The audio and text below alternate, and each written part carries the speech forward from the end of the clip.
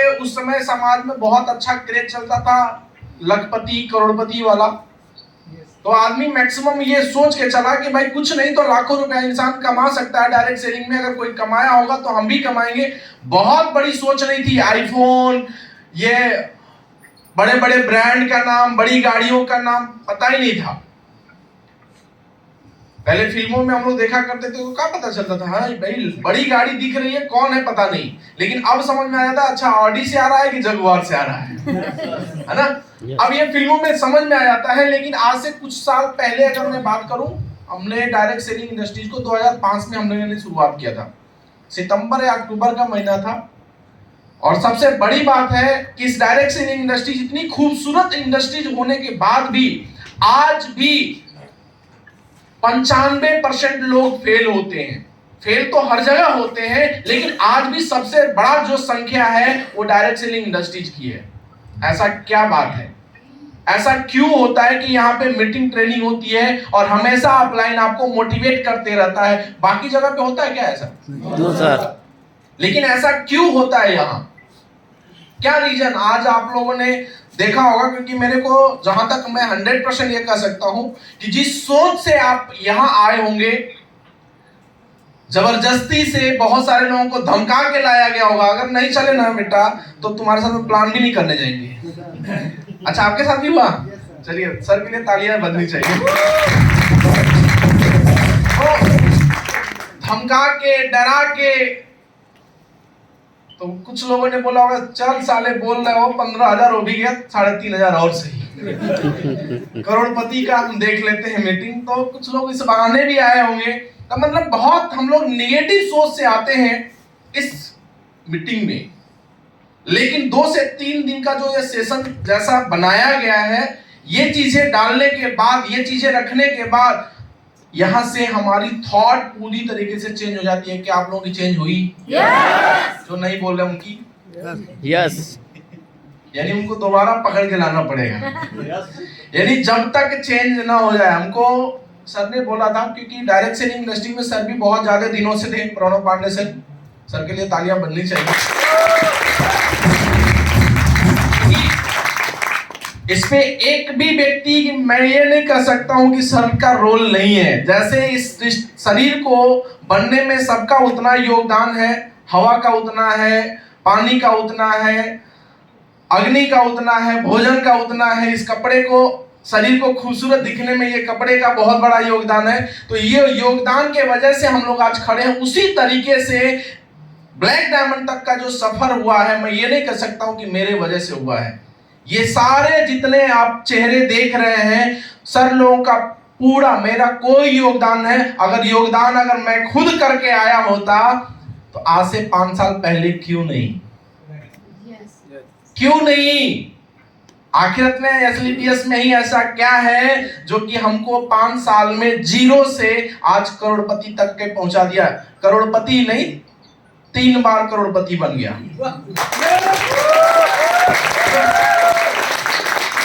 तो वहां तो सिर्फ हम लोग सपने देखा करते थे। लेकिन मैं थोड़ी सी स्टोरी, क्योंकि बहुत सारे लोगों को समझ में आता है कि यार मेरा दुख इतना दर्द है, मेरी बीवी है, बच्चे हैं, मैं कैसे करोड़पति बनूंगा।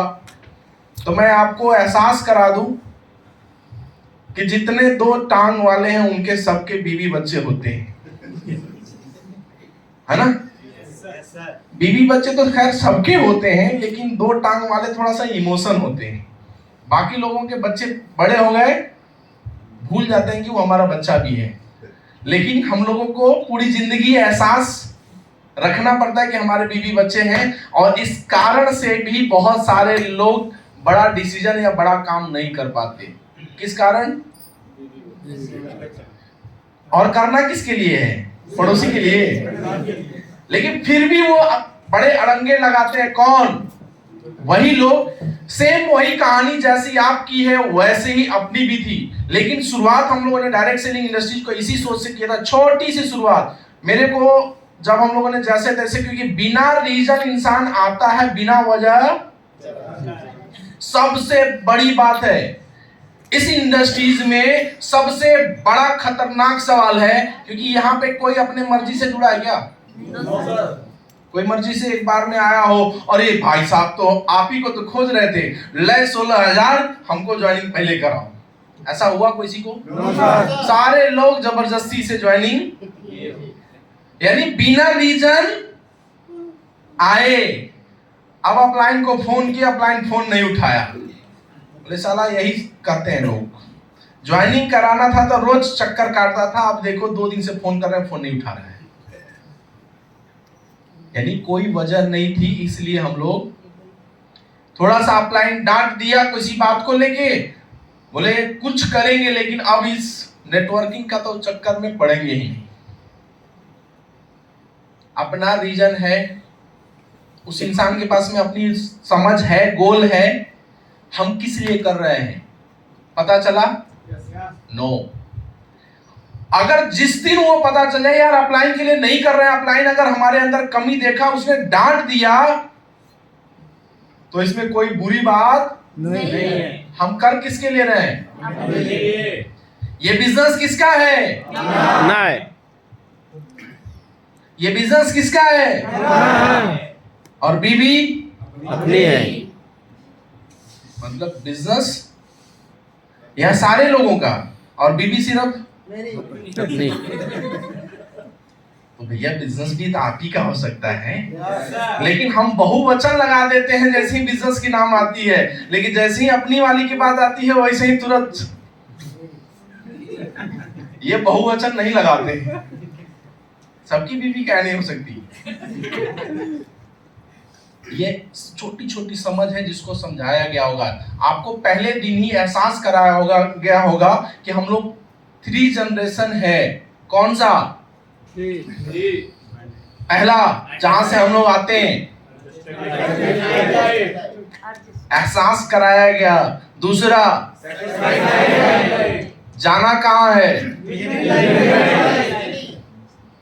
जा सकते हैं। यस।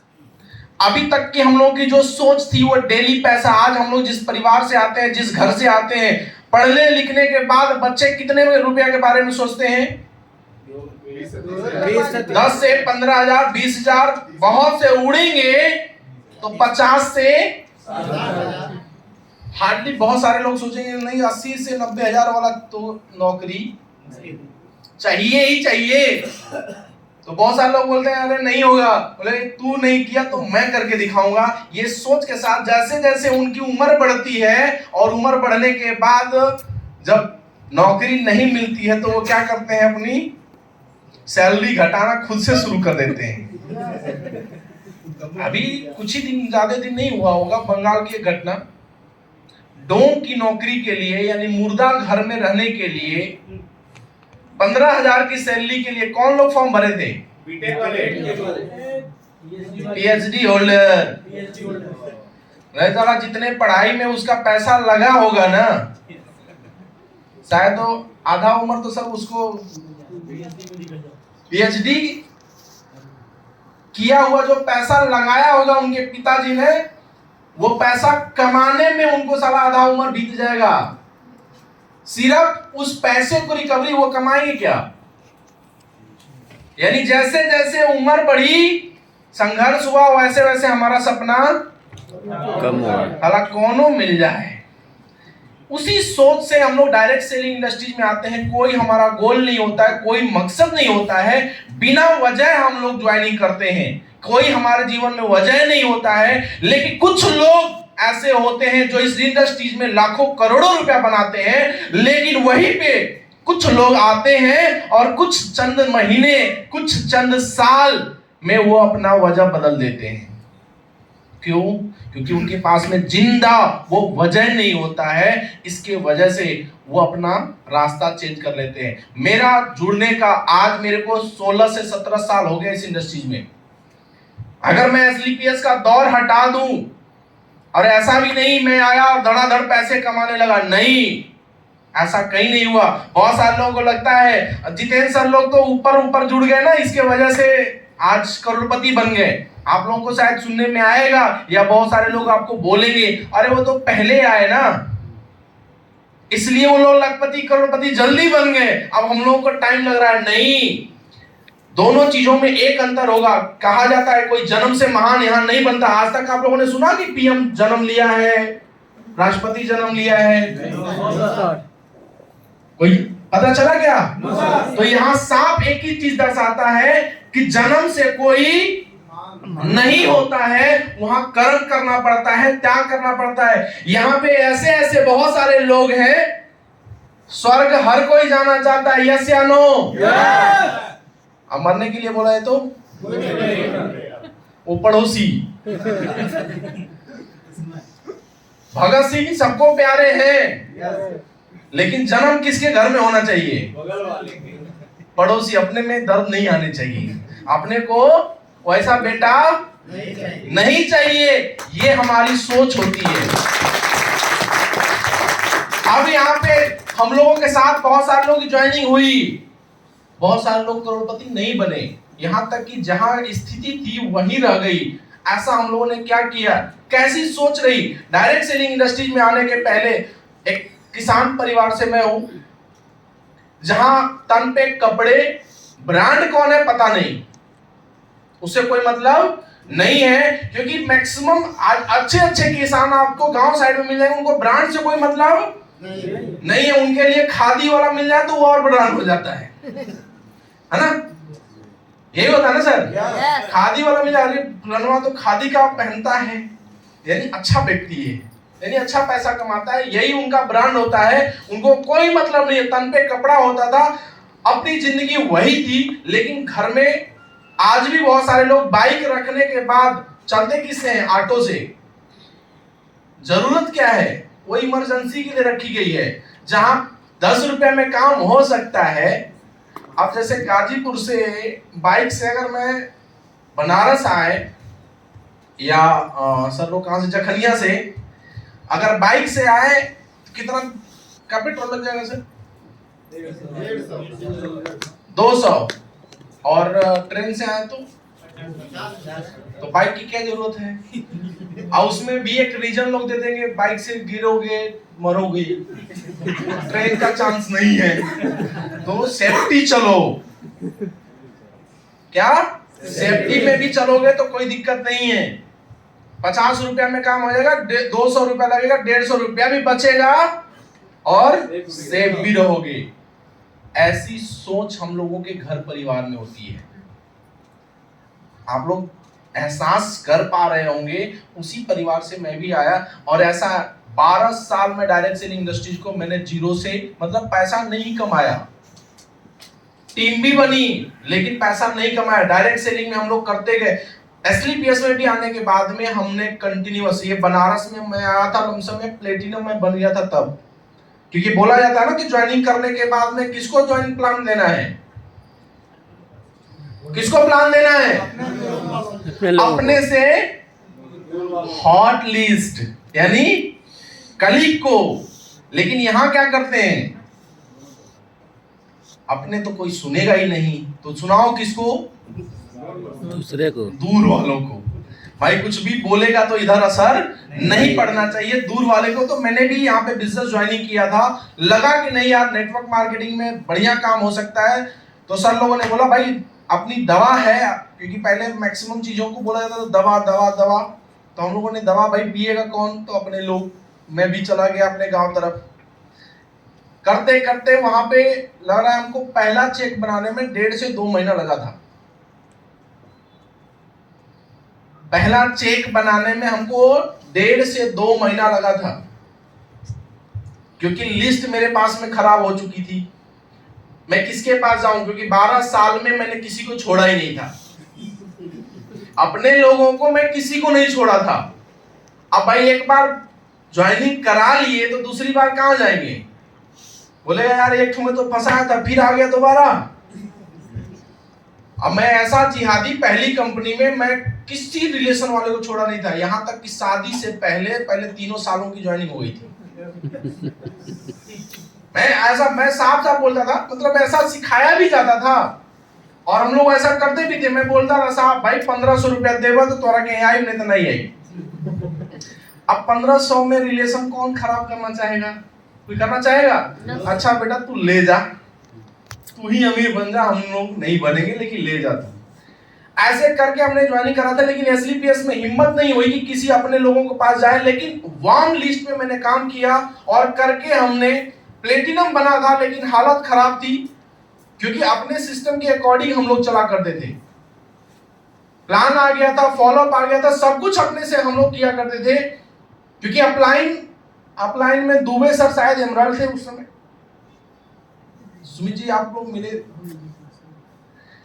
मतलब एमराल्ड थे दुबे सर। कहां कहां लेके जाएंगे उनको? यहां तो अपलाइन जब तक ना हिले तो डाउनलाइन हिलेगा ही नहीं। ऐसे ही होता है ना सर।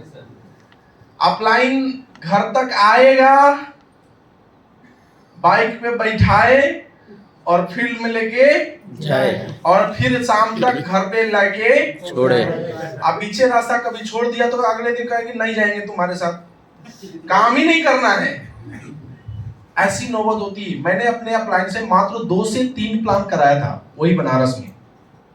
इसके बाद में मैंने बोला सर आप लोग डायरेक्शन दीजिए, हम लोग काम करने के लिए तैयार हैं, क्योंकि ये बिजनेस किसका है?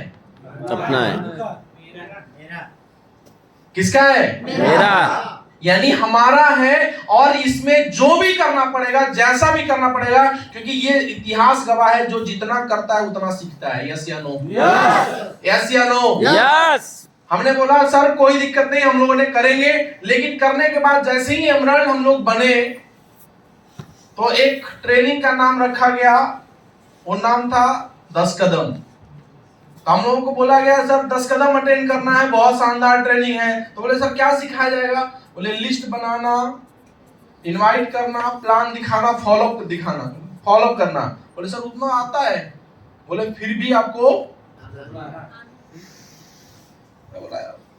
अब उस समय मानसिकता इतनी खराब थी, भाई पॉकेट में पैसे भी नहीं थे, तो खराब होनी जाहिर सी बात है। पैसा लग रहा था 3500, वो भी 3 दिन खराब। बोले यार 3 दिन हम बाहर में रहते तो कम से कम 15 ठो प्लान तो हम कर लेते। अब 3500 में 1 महीना पेट्रोल का काम चल जाएगा, है ना? कम से कम 3500 में 1 महीना तो गाड़ी चली जाएगी ना। लेकिन जब 10 कदम हुआ तो ये मन में आया यार क्या करा जाए। लेकिन अब तो अपलाइन को कमिटमेंट था कि भाई सर लोग जो बोलोगे वो हम लोग करने के लिए तैयार हैं, लेकिन हमको सक्सेस, हमें सक्सेस चाहिए। आप जो बोले मैं करने के लिए तैयार हूं। पैसे नहीं थे, हालत बहुत खराब थी, जैसे तैसे करके हम लोग वहां आए 10 कदम में। 10 कदम में आने के बाद पहला दिन तो समझ में आया यार ये तो हम लोग पहले से पता है, हम बनने चले हैं, रिच कैटेगरी में आना है, सब कुछ पता है। लेकिन जैसे जैसे पूरा सेशन खत्म हुआ, सेशन खत्म होने के बाद लग रहा है 15 से 20 लोग हम लोग थे पहला 10 कदम में। लेकिन उस दिन समझ में आया कि ये 10 कदम हम ही लोगों को क्यों दिया गया। आप लोग देखे होंगे डॉक्टर जब प्रैक्टिस सेशन में जाता है तो किसको इंजेक्शन पहला लगाता है? किसको? मेढक को। क्यों? मर ना जाए, मर जाए तो कोई प्रॉब्लम नहीं होगा। तो पहला 10 कदम हम लोगों को दिया गया कि सारा मरेगा नहीं पहले। अब 3500 नया